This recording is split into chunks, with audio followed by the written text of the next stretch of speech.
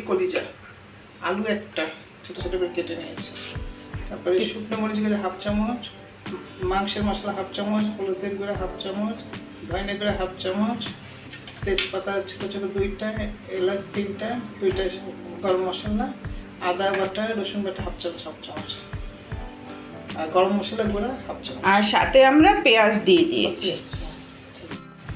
আমরা এখন চুলার আঁচ জ্বালিয়ে এখন তেল দিয়ে দিচ্ছি।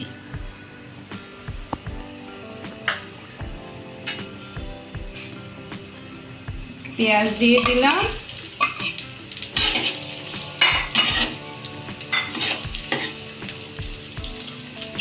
আমরা ছোট ছোট করে আলু কেটে রেখেছি, আলুটা দিয়ে দিলাম।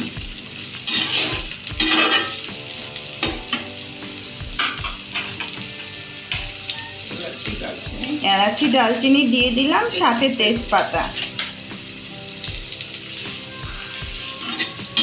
একটু নেড়ে নিচ্ছি।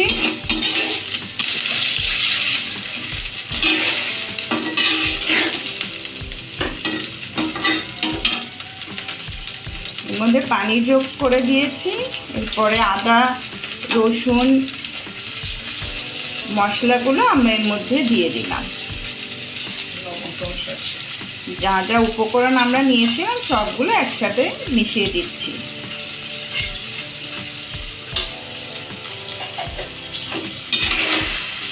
মশলাটাকে ভালোভাবে মাখিয়ে নিচ্ছি।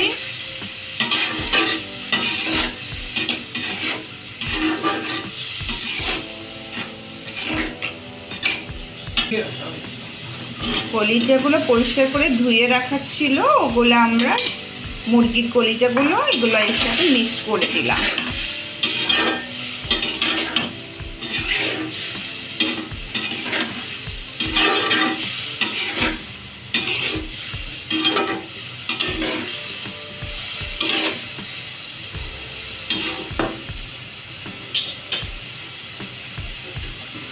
এর মধ্যে আমি একটু পানি ঢেলে নিচ্ছি।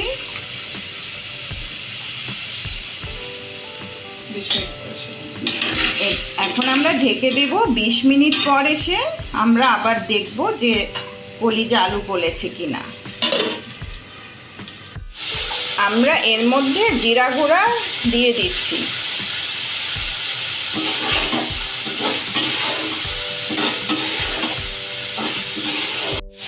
আমরা এখন নামিয়ে নিচ্ছি।